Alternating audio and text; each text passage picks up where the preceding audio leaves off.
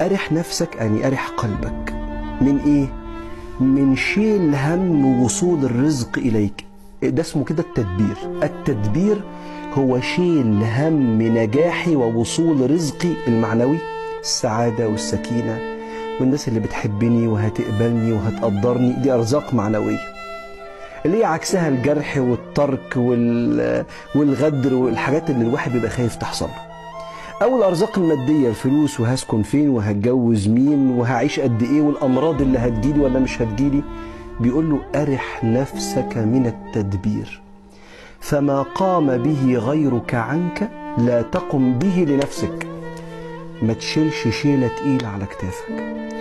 ريح روحك وقلبك من الخوف من بكرة. ليه؟ لأن الرزق نوعين، القرآن والسنة والواقع علمونا إن الرزق نوعين.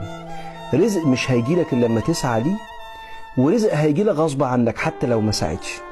فبما إن أنت لازم تسعى، فلو سعيت يقينا ربنا وعد لو سعيت هيجيلك الرزق اللي هو النوع الأولاني اللي بيجي بعد السعي.